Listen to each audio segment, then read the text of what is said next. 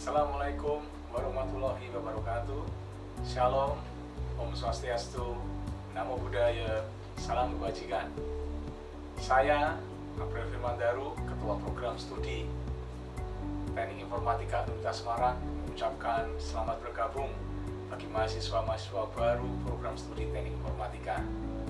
Saya mengucapkan selamat kepada Anda karena Anda sudah memilih tempat yang tepat untuk kuliah, yaitu di dunia IT, tepatnya di Teknik Informatika. Masa depan akan selalu berubah, demikian juga dengan dunia IT. Oleh karena itu, masa depan dunia IT ini akan menentukan juga masa depan di dunia. Dengan perkembangan IT yang semakin pesat, sampai sekarang ini ada perubahan yang sangat signifikan, dimulai dari sistem komputerisasi, otomatisasi, artificial intelligence, sampai yang sekarang machine learning, di mana program machine learning ini mampu membuat satu sistem berpikir. Kalau dulu sebatas otomatisasi, namun sekarang eranya adalah satu sistem mampu berpikir, mengambil keputusan, memberikan satu solusi, dan itu semuanya akan Anda pelajari ketika Anda kuliah di Teknik Informatika USM.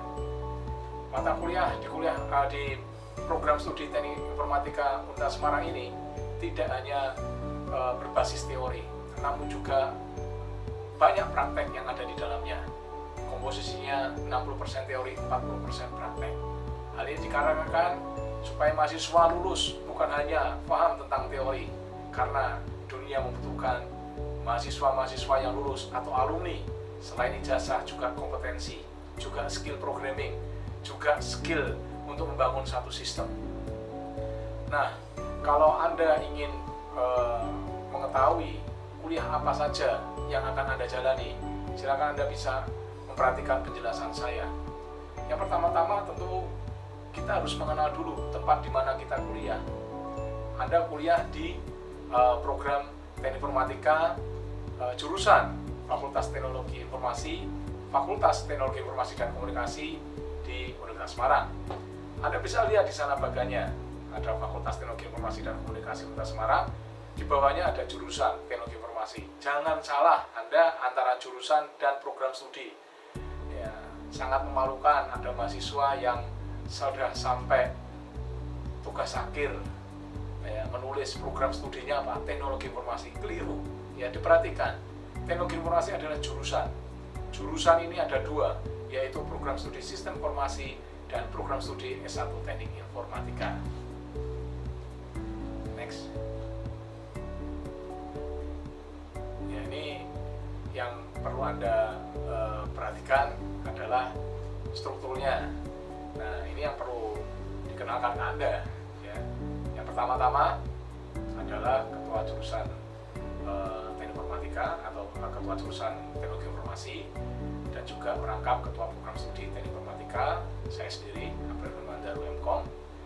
Nah, kalau sekretaris jurusan Teknologi Informasinya itu adalah Bu Prin ya, yang kebetulan juga ketua program studi Sistem Informasi.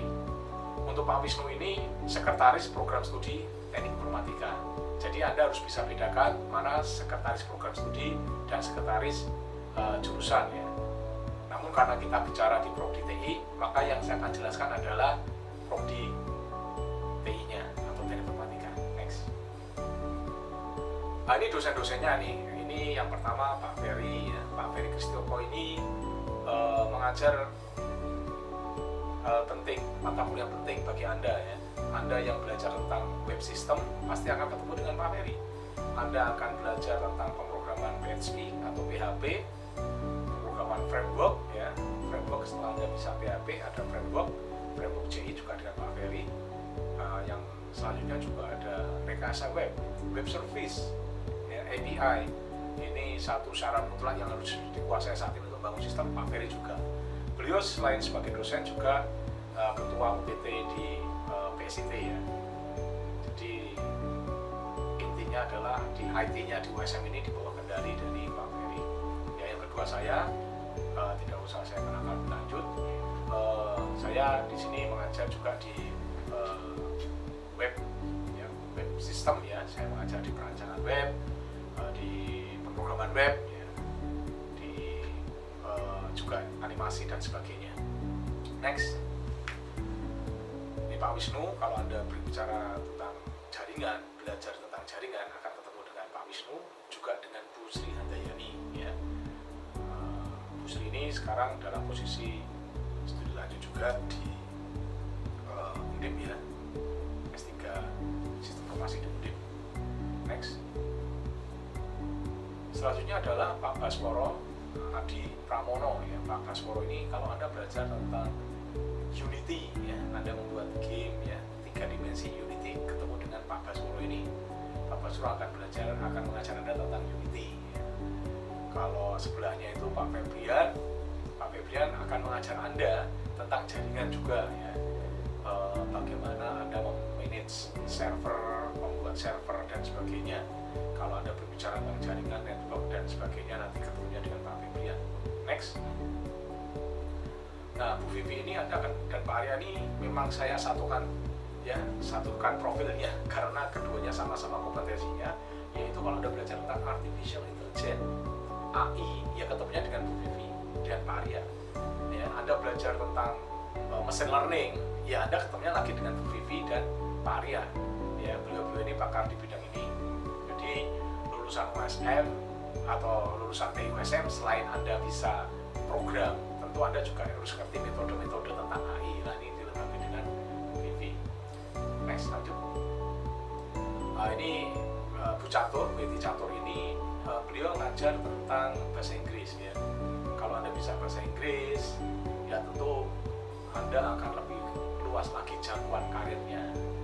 Ya, ada beberapa mahasiswa yang sekarang ini kelihatannya tidak kerja, ya di rumah aja. Tetapi sebenarnya dia punya project ya, dia menangani sistem web di Michigan real estate ya, di Amerika sana. Ya, saya tahu dari pekerjaan udah mau ya, karena dia sudah pegang beberapa proyek di Amerika. Ya kuncinya bahasa Inggrisnya bisa. Kalau bahasa Inggrisnya bisa, Anda bisa kemana-mana juga dengan skill Anda. Sebelahnya adalah Bu Siti Asmianto atau sering dipanggil Bunia. Bunia, Anda akan belajar tentang web juga. Kalau Anda belajar tentang game juga dengan Bunia ya, beliau kompeten di sana. Next ya. Ini Bu Dewi Nurdia sama Bu Astrid.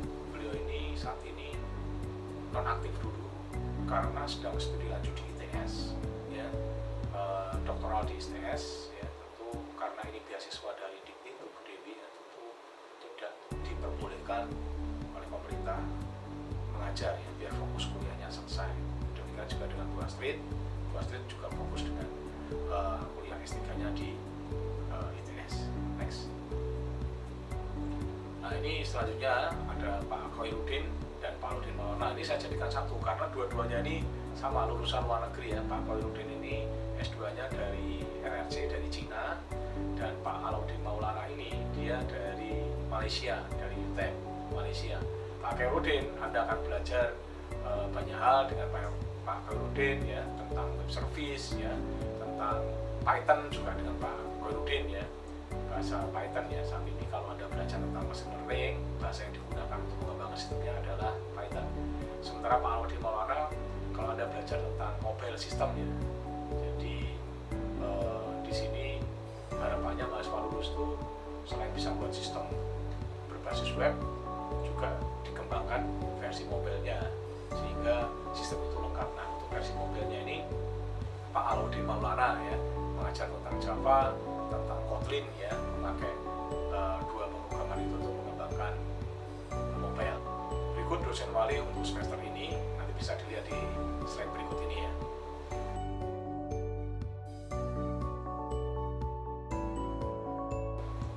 Kali ini teman-teman mahasiswa baru harus fokus ya. Ini saya menjelaskan bagian penting ini, bagian teknis, yaitu pembagian mata kuliah. Mata kuliah apa yang Anda pelajari. Nah, kalau Anda perhatikan mata kuliah ini saling berkesinambungan. Ya, jadi kalau kita bicara tentang profil lulusan dengan mata kuliah yang kita sediakan ini, harapannya yang pertama mahasiswa bisa lulus itu punya kompetensi apa? Web developer. Ya, jadi atau mungkin lebih dikatakan bukan web ya, sistem developer, karena harapannya mahasiswa selain bisa membuat sistem berbasis online juga sekaligus ngerti mengembangkan di bidang mobilnya ya, karena Anda belajar tentang web, belajar tentang servisnya, API-nya, Anda belajar tentang mobilnya. Harapannya apa? Ketika Anda membangun web system ya, Anda menguasai web servisnya, Anda bisa ambil untuk mobilnya, sehingga sistem itu ada dua.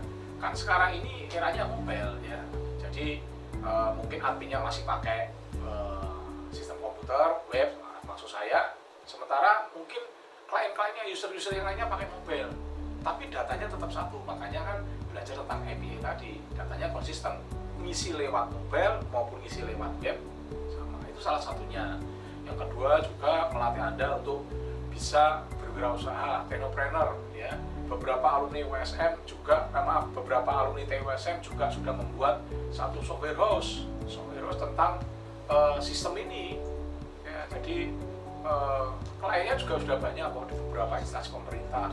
Tidak bekerja sama orang, buka usaha, yang banyak lainnya juga. Nah ini kalau sudah punya kemampuan ini kan bisa. Terus yang ketiga juga Anda bisa tentang networking ya, networking Anda juga bisa. Jadi ada mata kuliah network di sini ya, networking. Jadi tadi software developer, ada technopreneur, juga ada networking ya. Jadi kalau Anda berkantor ke instansi pemerintah itu justru dibutuhkan networkingnya juga. Anda diajarkan di sini. Nah, perhatikan mata kuliah yang saya sampaikan. Nah, secara umum ada 130 SKS mata kuliah wajib dan 15 SKS mata kuliah pilihan. Ini selama 8 semester, jadi rata-rata 20 SKS per semester. Kalau Anda rutin 20 SKS per semester, 4 tahun lulus. Ya, 4 tahun lulus, asal Anda banyak ulang. Kalau kuliah, ya sungguh-sungguh cepat lulus, ya selesai, sehingga Anda bisa tenang berkarir. Ada mahasiswa yang tengah-tengah karena sudah menguasai program, sudah menguasai mobile, dapat proyek, ya karena kemarin proyek, akhirnya apa? Akhirnya Anda lulus. Ada itu yang seperti itu, banyak malahan. Ya, harapan saya kalaupun Anda sudah bisa punya skill tetap diselesaikan kuliahnya, itu penting. Ya, ini catatan, satuan kredit semester atau SKS adalah satuan mata kuliah yang diwakili 50 menit pertemuan di kelas untuk tiap minggu selama semester yang ditempuh dalam satu semester. Tiap mata kuliah minimal 12 kali pertemuan hingga 14 kali pertemuan, ditambah dengan ujian tengah semester dan ujian akhir semester. Next. Nah, ini untuk masa perkuliahan bisa dilihat pada slide di bawah ini ya. Ini tolong diperhatikan. Nah, sekarang bicara tentang kurikulum ya. Ini yang umum ya, mata kuliah umum ya, yang ini perlu Anda pelajari ya. Kelompok mata kuliah ada mata kuliah wajib. Nah, perhatikan ada mata kuliah pengembangan kepribadian atau MPK, teorinya 12, prakteknya 1, jumlah 13. Mata kuliah keilmuan dan keterampilan, teorinya 35, prakteknya 18, jumlah 53. Mata kuliah keahlian berkarya ya atau MKB, teori 27, praktek 28, jumlah 55. Mata kuliah perilaku berkarya NPB, teori 4, praktek 3, jumlah 7. Mata kuliah berkehidupan bermasyarakat atau MPB, teori 1, praktek 4, jumlah 5. Jadi totalnya untuk teorinya 79, prakteknya 54, jumlah 133.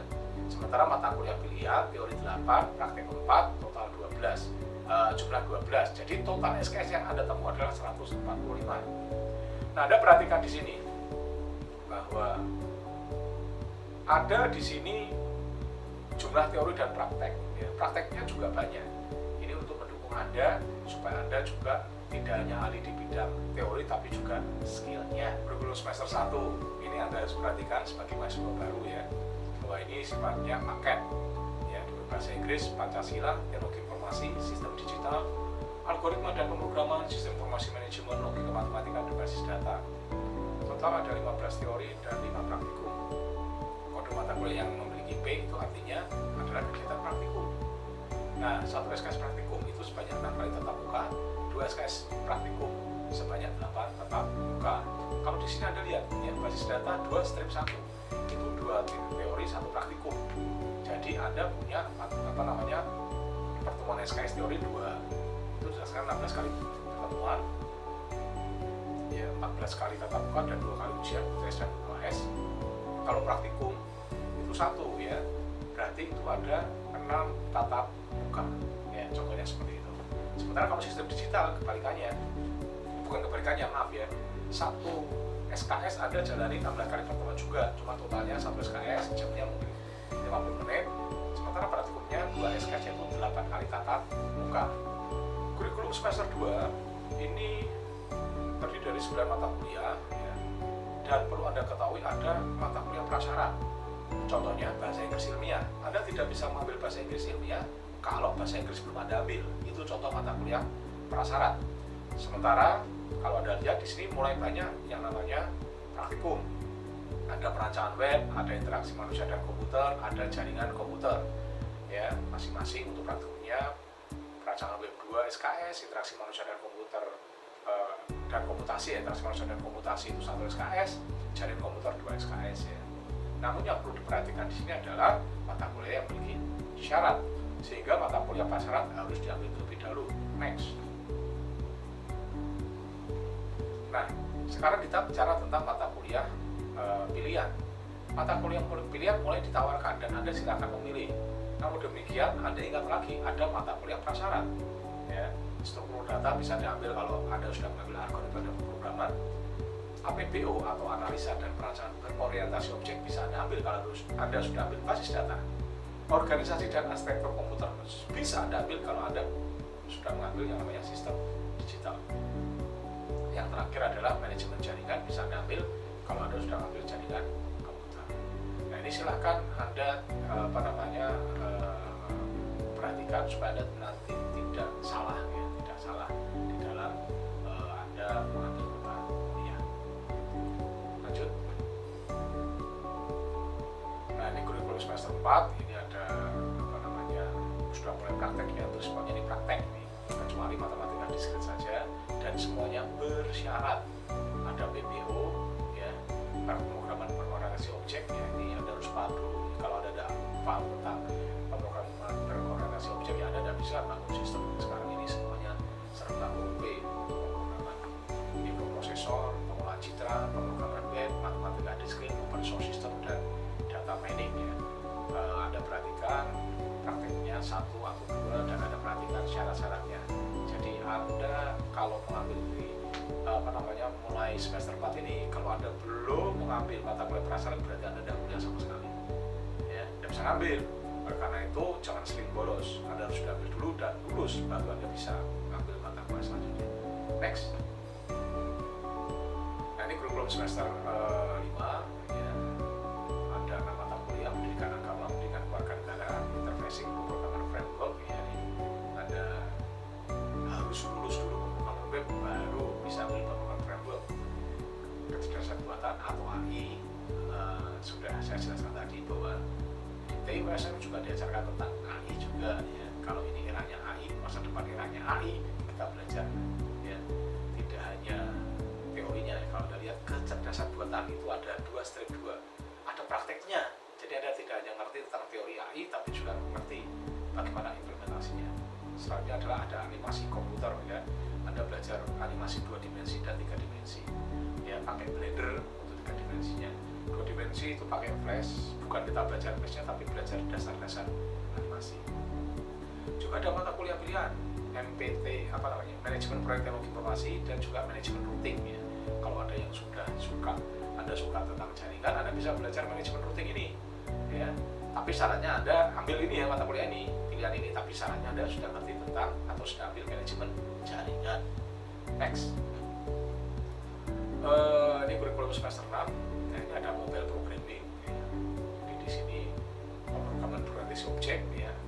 Itu Anda belajar Java, mobile programming juga Anda belajar Java tapi untuk mobile-nya ya. Tapi kalau PBO Anda belajar dasar-dasar Java. Jadi berkesinambungan di sini. Terus ada lagi metode penelitian supaya Anda bisa membuat suatu penelitian benar. Perhatikan juga rekayasa web. Rekayasa web ini tentang web service, tentang API. Ini mata kuliah mulai di sini ya, yang tidak semuanya kampus mengajarkan ya web service ini ya. Semuanya belajar sendiri. Di sini Anda diajari bagaimana Anda membuat API ya. Jadi sistem Anda bukan ini, tujuannya Anda bisa develop sistem bukan skala kecil tapi skala enterprise, skala besar ya. Kalau Anda tidak ngerti tentang web service atau API, Anda tidak bisa membuat sistem besar. Nah, syaratnya Anda harus mengerti tentang pemrograman framework. Selanjutnya ada multimedia multimedia di sini Anda belajar tentang teknik berbagi media ya. Jadi kalau di dalam animasi Anda membuat 3 dimensi aja, nanti multimedia Anda mungkin bisa 3 dimensi tadi itu selain objek menjadi sebuah film 3 dimensi ya. Mungkin bisa dikatakan bahwa loh Pak, ini nanti resource komputernya susah. Tidak juga ya, kita pakai versi yang bisa dijangkau oleh komputer dengan spek yang minim. Terus ada jaringan terapan, ini mata kuliah yang lanjut untuk jaringan ya. Jadi artinya Anda belajar tentang network ya. Tadi katakan networking ini Anda benar-benar bisa ya tentang jaringan terapan ya. Tapi Anda harus lulus tentang manajemen jaringan. Ada juga di sini mata kuliah pria, simulasi visual, komputer gaming, komputer game, fasi logik dan sistem pendukung keputusan ya. Kalau fasi logik itu dan sistem keputusan Anda harus sudah lulus yang namanya kecerdasan buatan atau AI ya. Terus ini lebih spesifik lagi ke fasi logik dan spesifik ke SPK. Nah, komputer game ini Anda bisa belajar membangun game 3 dimensi ya. Kalau Anda tertarik di komputer game ya silahkan dulu. Next, semester ini kurikulum semester 7 dan 8 ada KKN, ada kerja praktek, ada mobile application, etika profesi, dan pengujian sistem.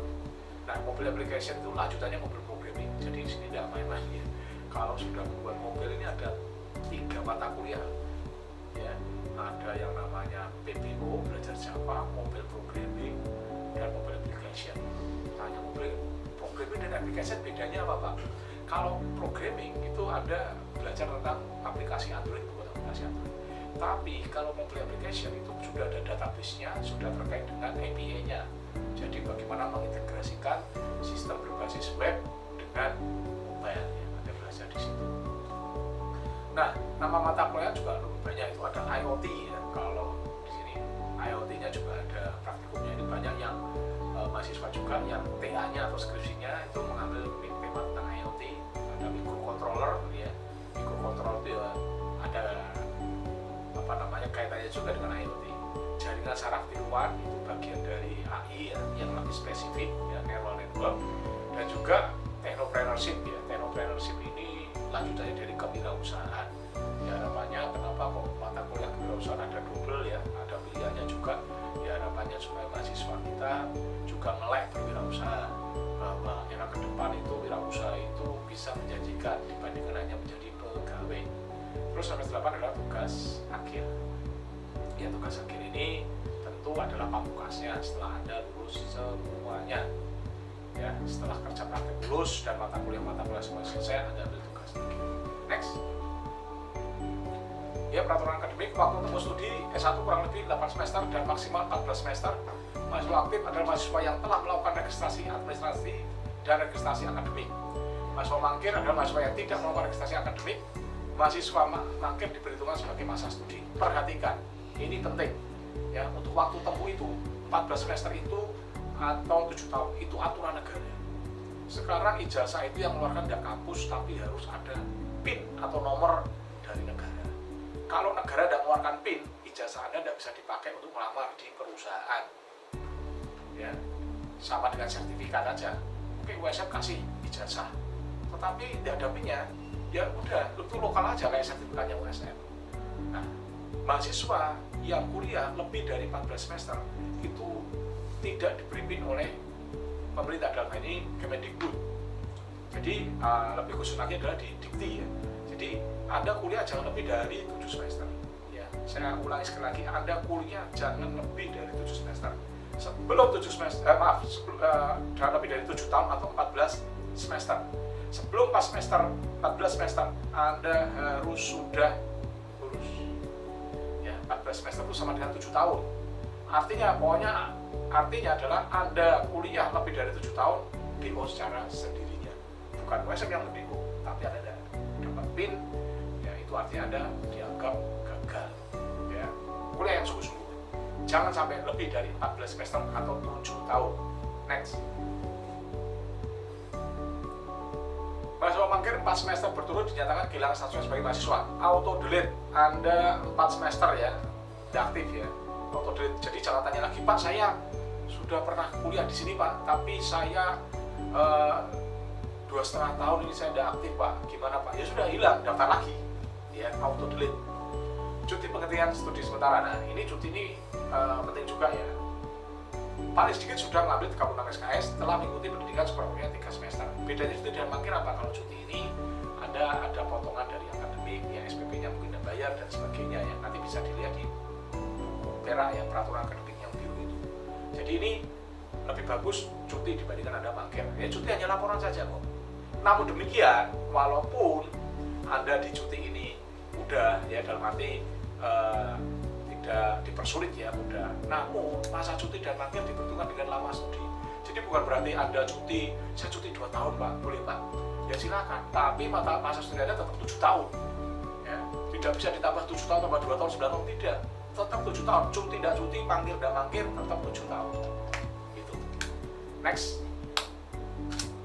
Nah ini tolong perhatikan untuk apa namanya, ini semuanya jadwal kuliah ya, itu ada hari, ada jam, ada ruang, ada mata kuliah ya. Mohon maaf ini agak tidak terlalu jelas di sini ya, tapi nanti Anda bisa perhatikan ada prodinya apa, yang depan sendiri itu prodi ya, tengah-tengahnya adalah SKS, yang di belakangnya adalah di belakangnya adalah nama kelas, dan yang terakhir adalah dosen ya. Jadi urut-urutannya itu ada strukturnya, misalkan ya ada TI 1C, terus Yeti Catur ya. Ya TI-nya itu adalah prodi, satunya SKS-nya, C-nya itu kelasnya, Yeti Catur adalah dosennya. Ya, itu yang perhatikan. Terus harinya, jamnya kuliah, ya Anda bisa perhatikan di sebelah kiri. Next. Nah ini desk prestasinya ya. Ya jadi IP semester ya, IP yang diperoleh selama 1 semester. Sementara IP kumulatif adalah IP yang diperoleh selama kuliah. Misalkan 1 semester ini IP Anda 4, wah hebat ya. Berarti IP semester Anda 4, semester depan IP Anda 3 ya, berarti maksudnya semester ini ada semester 1 IP Anda 4, semester 2 IP Anda 3. Berarti pada semester 1 IP Anda 4, pada semester 2 IP Anda 3. Tapi IPK-nya itu berarti gampangnya dijumlah dibagi 2, yaitu 3,5 kira-kira itu. Tetapi rumusnya adalah yaitu tadi jumlah bobot kali SKS ya, dibagi jumlah total SKS ya, jumlah total bobot kali SKS kali jumlah SKS nya. Secara keseluruhan bobot A4 B3 C2 D1 E0. Syarat kelulusan tidak ada nilai kosong atau B. Jadi ingat, kalau ada nilai E Anda tidak bisa lulus. Kalau D masih bisa ya, D masih bisa 10% dari total mata kuliah, berarti ada 14 SKS ya, itu D masih bisa lulus. Walaupun Anda lulus ya tidak bisa dipakai juga nilainya D ya. Mata kuliah inti minimal nilai C ya, jadi tidak boleh mata kuliah inti nilainya D. Next. Nah ini pengambilan mata kuliah di atas 3 maksimal 24 ya, apa namanya, di atas 2 sampai di bawah 3 21, di bawah 2 18. Next. Ya, yang harus diperhatikan untuk ambil jadwalnya, mau ngambil jadwal jangan zigzag. Perhatikan kelasnya. Kalau Anda masuk kelas A ya terus ya, jangan mata kuliah A, mata kuliah 1 Anda ambil yang kelas A, mata kuliah 2 ada kelas B, terus zigzag terus. Nanti Anda yang susah sendiri. Susahnya apa? Jadwal Anda bentrok dan akhirnya Anda tidak bisa ikut kuliah, nanti Anda tidak lulus ya. Kuncinya cuma satu, ambil sesuai kelas gitu aja. Kecuali ada prasyarat khusus ya, Anda sudah konsultasi dengan dosen wali, dengan struktural, kaprodi atau sekprodi ya, Anda bisa. Tapi defaultnya ya kelasnya saja, sesuai kelas. Kalau kasus khusus bisa ditanyakan. Diperhatikan mata kuliah apa saja yang harus diambil beserta jumlah SKS-nya. Pastikan tidak ada jadwal yang berkurang. Cek ulang sebelum konfirmasi penyimpanan KRS. Next. Nah ini KRS-nya, ya, ini contoh KRS-nya. Next. Nah ini saya rasa ini sudah banyak berubah ya. USM sudah banyak berubah, ini sudah berubah. Jadi saya tidak jelaskan ini secara rinci, tetapi USM mengalami perkembangan yang sangat pesat, gedungnya bertambah banyak sehingga perlu ada gambar denah baru ya. Next. Ini ruang kuliahnya ya.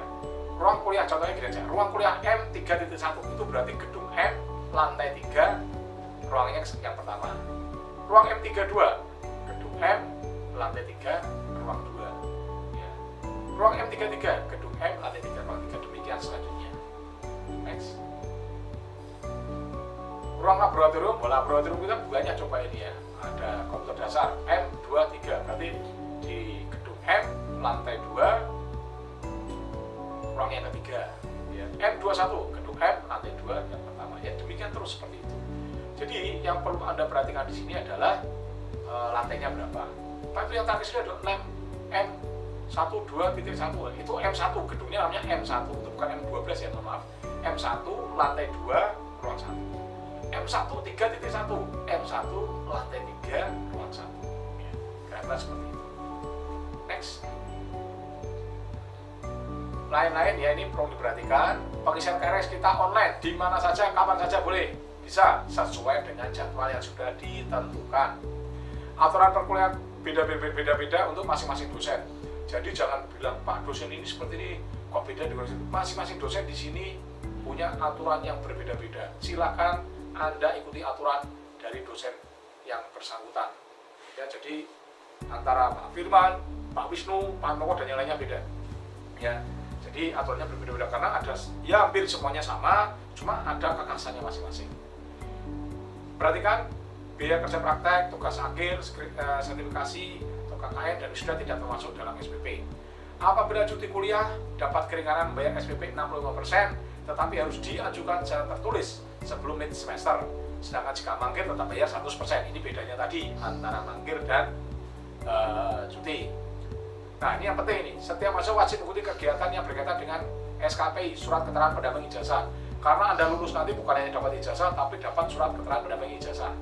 Di sini SKPI yang sudah ada adalah Cisco ya. Kenapa kok milihnya Cisco? Cisco itu terstandarisasi. Bukan buat kita buat sendiri ya, terus kita keluarkan sertifikat sendiri, tidak. Cisco itu standarnya ya dari Cisco ya, satu perusahaan jaringan terkemuka di dunia ya. Jadi kalau Anda punya sertifikatnya Cisco, Anda bisa pakai itu di perusahaan-perusahaan yang membutuhkan networking ya. Anda bisa. Di sini disediakan dari RS1 sampai 4. Jadi ada 4 tingkatan sampai Pol Anda bisa pakai SKP ini. Yang sedang dalam persiapan itu tentang software developer advance ya, jadi sudah tingkat lanjut ya, tapi ini masih dalam proses ya. Dan juga Anda juga bisa, kalau SKPI Anda itu standarnya internasional, bisa kita pertimbangkan. Pak, saya pernah ikut Pak, yang Cisco di luar boleh ya, bisa dipakai asal sertifikatnya jelas. Nah, tetapi itu tergantung, kalau misalkan itu sesuai dengan RS1, berarti yang berlaku hanya RS1-nya, RS2 tetap Anda ambil.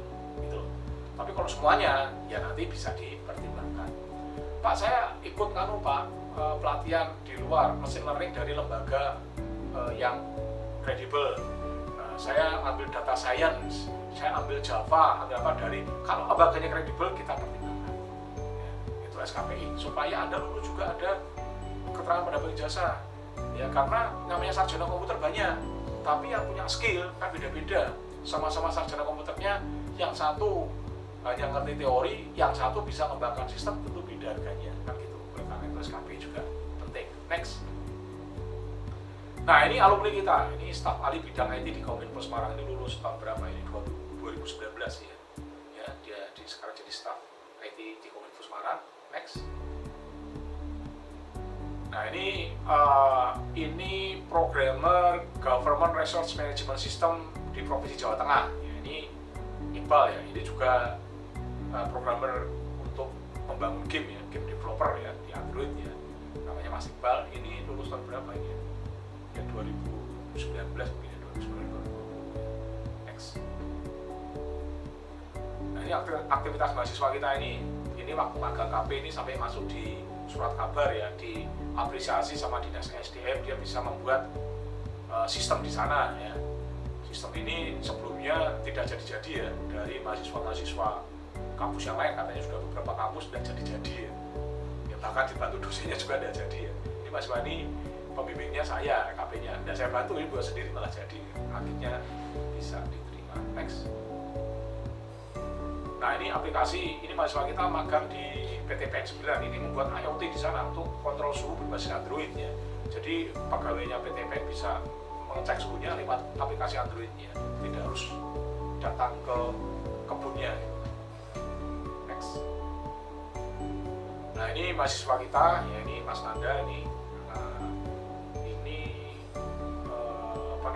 walaupun masih kuliah tapi sudah magang juga ini di Taman Media Indonesia Promoting ya, itu spesialis Android ya, sistem, dan Mas Nanda ini juga Android developer. Jadi ini mahasiswa yang bisa ya. Jadi gini, mahasiswa kalau Anda sudah mampu, biasanya ada banyak yang tertarik magang. Cuma kalau Anda sudah magang ya tetap selesaikan kuliah. Ini Mas Nanda juga selesaikan kuliah nih. Dia juga ikut tugas akhir dan nantinya juga di wisuda juga, jadi menyelesaikan perkuliahan juga, tidak hanya setelah bisa magang terus selesai nggak ambil dan lanjutin, tidak, dia tetap ikut. Next. Nah ini komunitas coding ya, di kita saat ini yang ada adalah Marvin ya, ada banyak divisi web, divisinya macam-macam ya, mobile, divisi game ya, macam-macam ya. Komunitas mahasiswa ini penting ya. Mahasiswa kita juga bisa bersaing di tingkat nasional, yaitu kalau Anda lihat di ITS ini MAG 5 ya, MAG 5 atau Match 5, Match 5 itu bersaing nih dengan berbagai macam dari mana-mana nih, coba lihat. Ini juara 2 ya, yang pertama itu Bina Nusantara, yang kedua Universitas Semarang, yang ketiga tuan rumah Institut Teknologi 10 November ITS ya. Jadi bersaing dengan perguruan tinggi besar ya, masih beranilah. Demikian penjelasan dari saya, semoga bermanfaat bagi rekan-rekan mahasiswa yang bergabung di Prodi TI Universitas Semarang. Saya mengucapkan banyak terima kasih atas kepercayaan Anda untuk kuliah di tempat ini, dan harapan saya serta doa saya Anda bisa sukses meraih predikat sarjana dengan skill yang mumpuni ketika Anda menyelesaikan kuliah di tempat ini. Demikian dari saya, terima kasih. Wassalamualaikum